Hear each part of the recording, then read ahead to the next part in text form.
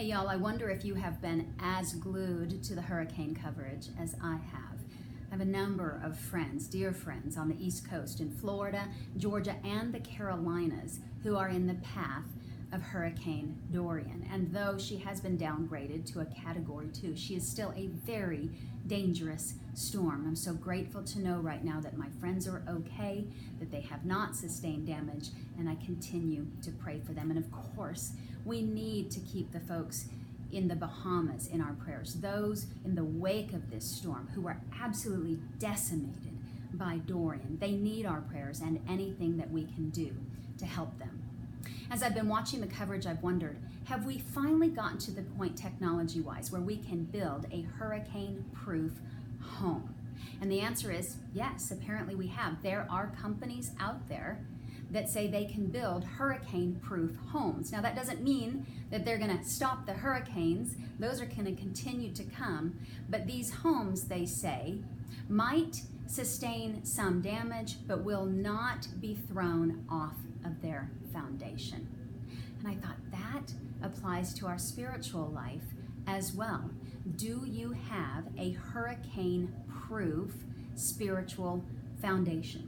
That is what Jesus is talking about in Matthew 5, 6, and 7. You may be familiar with the text. It is the Sermon on the Mount, as Jesus is talking about what does it look like to be a righteous person, to be a Christ follower. What does a life look like if someone is truly following Christ and seeking to honor and glorify Him with their lives? That's what Jesus is talking about in Matthew 5, 6, and 7. And when he comes to the end of 7, he says this, "Therefore, everyone who hears these words of mine and acts on them may be compared to a wise man who built his house on the rock. And the rain fell, and the floods came, and the winds blew and slammed against the house, and yet it did not fall, for it had been founded on the rock. Everyone who hears these words of mine and does not act on them will be like a foolish man who built his house on the sand. The rain fell, and the floods came, and the winds blew and slammed against the house, and it fell, and great was its fall." My friends, we are in for a mighty fall if we do not spend time fortifying our faith and our relationship with the Lord, building that foundation that will withstand the storms of life, the unexpected cancer diagnosis, the loss of a loved one, grief, sorrow, betrayal, all of those storms of life. We cannot avoid them, but we can ensure that we are storm-proof in our faith, meaning we may sustain damage, but we cannot be thrown off our foundation. We might be rocked to our core, but not tossed off our foundation. How do we do that? How do we build that foundation?